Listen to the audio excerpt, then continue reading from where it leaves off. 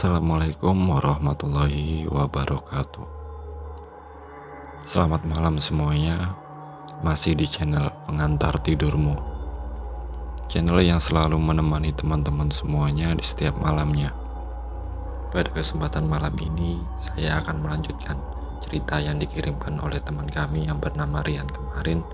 Untuk teman-teman yang belum menonton part satunya, kami sarankan dulu untuk teman-teman menontonnya terlebih dahulu, yang linknya kami sertakan di deskripsi.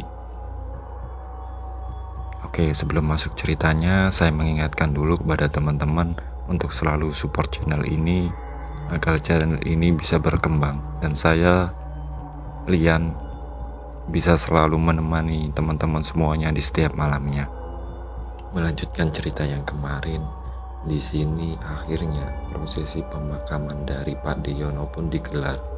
Dan waktu itu semua saudara-saudara ini dan keluarga yang lain ini turut hadir di prosesi pemakaman tersebut. Waktu itu dibawalah jenazah Pak Deyono ini menuju ke area pemakaman. Dan seperti biasa, di saat membawa jenazah tersebut, para keluarga dan warga-warga yang lain ini biasanya mengucapkan kalimat-kalimat tahlil di situ. Saat dalam perjalanan menuju ke pemakaman tersebut, di sini tahu-tahu cuaca yang awalnya ini panas, tiba-tiba ini mendung dan itu sangat gelap sekali. Karena dirasa akan turun hujan, para pengantar jenazah ini buru-buru untuk segera sampai ke pemakaman tersebut. Ketika sudah sampai, dibukalah keranda jenazah tersebut. Mereka ini melihat jenazah Pak Deyono ini mengeluarkan darah, sehingga kain kafannya itu banyak berlumuran darah. Mungkin karena jenazah dari Pak Deyono tersebut ini memang hancur karena terlindas oleh bus. Dan karena itu mereka ini memaklumi. Di sini juga Rian ini melihat jenazah dari Pak D-nya tersebut ini semuanya ini ditutupi kain kafan. Bahkan area kepalanya itu ditutup karena memang kepalanya ini sudah hancur. Diturunkanlah jenazah tersebut dan di sini ayahnya Rian inilah yang menurunkan jenazah tersebut. Dan pada akhirnya jenazah tersebut dikuburkan. Setelah dikuburkan, mereka semua ini berdoa yang dipimpin oleh Ustadz. Waktu itu mereka berdoa, dan ketika mereka ini berdoa, tiba-tiba ada angin yang sangat kencang disertai dengan turun hujan seketika itu juga. Jadi ada sebagian warga ini yang meninggalkan area pemakaman tersebut, padahal doanya ini belum selesai. Dan ketika doa tersebut sudah selesai, di sini tiba-tiba terdengar bunyi suara petir yang sangat keras, dawar. Dan mereka ini pun seketika lari dari pemakaman itu semua, karena memang petir tersebut ini seolah-olah dekat dari atas mereka. Di sini para warga ini buru-buru untuk meninggalkan pemakaman tersebut, tapi tidak dengan ayahnya Rian. Ayahnya Rian ini menangis di situ karena melihat kejadian-kejadian aneh pada saat prosesi pemakaman tersebut. Di sini Rian tersebut ini mengajak ayahnya pulang. Ayo ya, pulang ya, ini hujan. Tapi ayahnya tersebut masih di samping makam dari kakaknya tersebut menangis. Dan seketika itu juga Rian dan ayahnya ini mendengar seperti suara cambukan dan seperti suara orang yang menangis kesakitan dari bawah kuburnya tersebut. Di sini akhirnya ayahnya Rian ini mengajak Rian untuk segera balik. Mereka semua pun balik dan singkat cerita, pada tahlilan malam pertama di rumahnya Pak Deyono tersebut hanya sedikit sekali warga ini yang datang, dan itu hanya tetangga-tetangga dekat dari Pak Deyono tersebut dan hanya dari keluarga inti. Jadi digelarlah tahlilan waktu itu di malam pertama tersebut. Pada saat tahlilan tersebut digelar, mereka semua ini memanjatkan doa untuk almarhum Pak Deyono. Ketika mereka ini lagi khusyuk untuk berdoa, tiba-tiba foto Pak Deyono yang ada di dinding itu jatuh dan hampir saja mengenai warga yang di bawahnya. Akhirnya diambillah foto tersebut oleh ayahnya Rian dan ayahnya Rian ini masuk ke dalam. Waktu itu tanya kepada istrinya Pak Deyono tersebut atau kakak iparnya ini, "Mbak, ini fotonya Mas ini ku taruh di mana?" "Oh, taruh aja di kamar, nanti biar aku sendiri yang masangnya kembali." "Oh iya Mbak." Akhirnya ditaruhlah foto tersebut ke dalam kamarnya Pak Deyono. Ayahnya Rian ini mendengar, "Dek," dan ayahnya Rian ini pun langsung kaget karena suara tersebut adalah suara kakaknya atau suaranya almarhum Pak Deyono ini. Dan setelah itu ayahnya ini buru-buru keluar kamar. Setelah selesai tahlilan tersebut, para warga ini meninggalkan rumah dari almarhum Pak Deyono ini. Hanya tinggal beberapa sanak saudara dan keluarga dari Rian serta si nenek. Di sini nenek ini terus saja menangis tentang kepergian dari anaknya tersebut. Selang berapa lama, pada saat mereka ini asik ngobrol-ngobrol di rumah almarhum tersebut, terdengar bunyi teriakan dari dalam. Karena teriakan tersebut, para keluarga yang lain ini masuk ke dalam rumah dan dilihatnya di dalam kamar Pak Deyono itu istrinya ini sudah pingsan. Dan waktu itu diboponglah istrinya Pak Deyono tersebut, dan setelah beliau ini sadar ditanya oleh orang-orang yang ada di situ, dan disinilah istrinya itu bercerita. Jadi sehabis malam tahlilan tersebut, istrinya ini hendak mengambil fotonya Pak Deyono ini untuk digantung lagi di ruang tamu.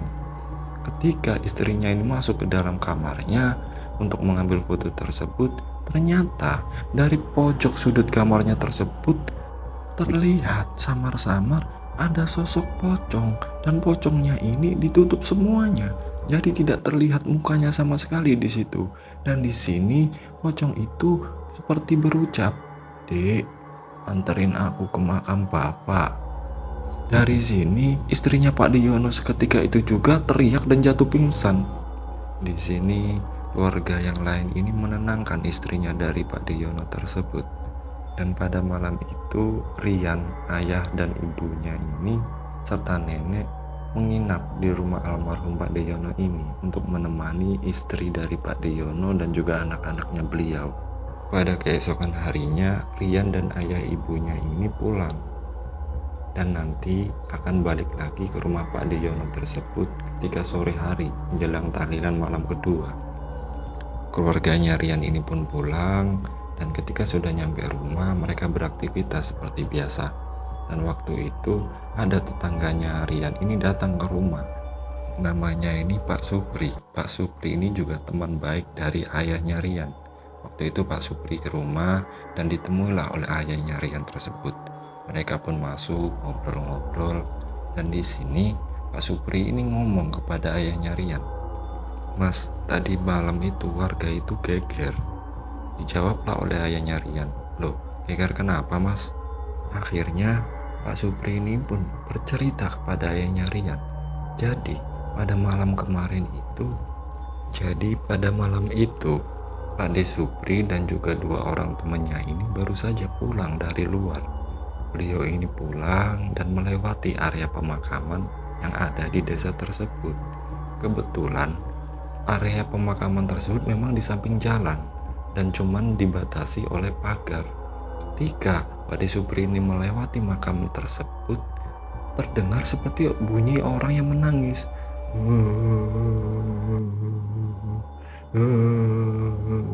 Sontak mendengar hal tersebut, mereka semua ini langsung berhenti di area makam tersebut. Karena penasaran, Pak De Supri dan juga dua orang temannya ini mencek sumber suara tersebut yang berada di dalam makam.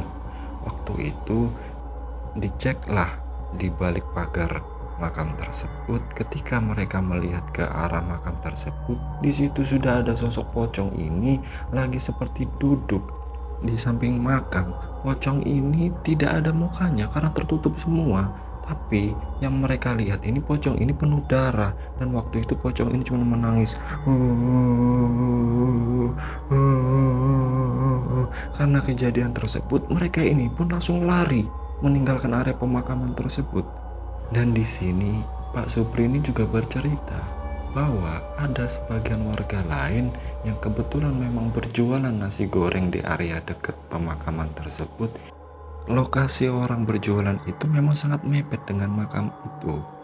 Jadi pada malam itu kita sebut saja ini namanya Pak Solik. Di sini Pak Solik ini lagi mencuci piring. Jadi Pak Solik ini mencuci piring. Pada saat itu masih ada pelanggan di warungnya tersebut.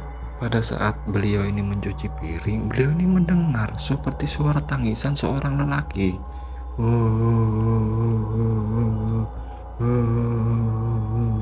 Karena penasaran, Pak Solik ini juga melihat dari celah warungnya tersebut. Dilihatnya dari arah pemakaman dan ternyata memang benar di situ sudah ada pocong yang duduk di samping makam, dan pocong tersebut ini tidak ada mukanya sama sekali, hanya seperti bungkus putih tapi penuh darah. Pocong itu menangis. Akhirnya karena kejadian itu Pak Solik ini pun sedikit takut, tapi karena memang di warungnya itu memang masih ada pelanggan yang makan di situ, beliau ini sedikit tenang.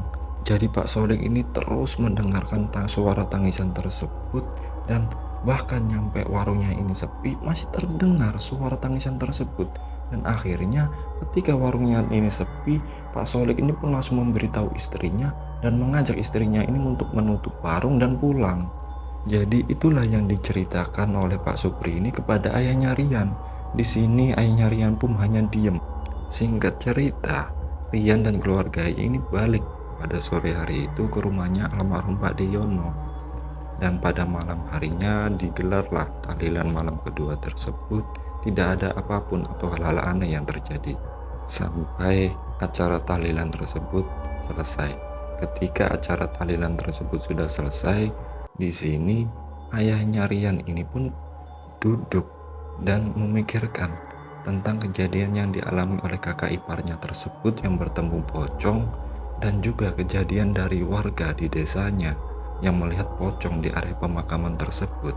Gak lama setelah itu ada telepon dari Pak De Supri.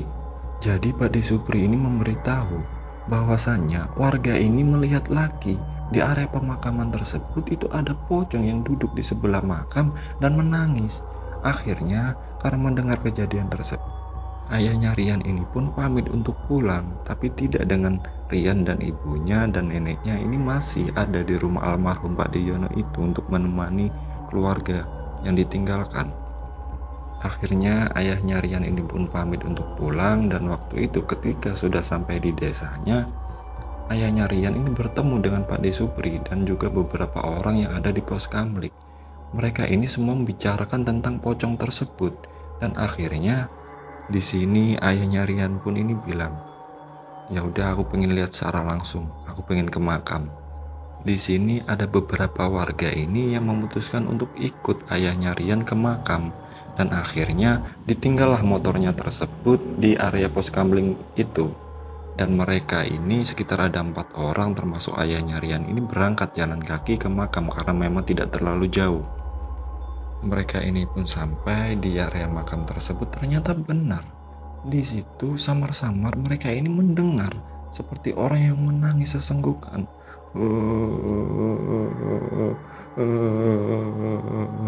Didekatilah area makam itu oleh mereka berempat ini. Ketika mereka berempat ini sudah sampai di depan pintu makam dan mereka ini masuk, mereka semua ini kaget bukan main, karena memang ada sosok pocong itu yang lagi duduk di sebelah batu nisan suatu makam. Dan di sini ayahnya Rian ini pun terdiam dan menangis. 3 warga yang lain ini memutuskan untuk keluar karena memang takut melihat pocong tersebut, tapi tidak dengan ayahnya Rian. Ayahnya Rian ini sambil menangis. Di situ ayahnya Rian ini tahu kalau sosok pocong tersebut adalah arwah dari kakaknya yang duduk di sebelah makam ayahnya Rian ini. Seolah-olah pocong tersebut ini menyesali sesuatu dan ingin meminta maaf ke makamnya ayahnya ini.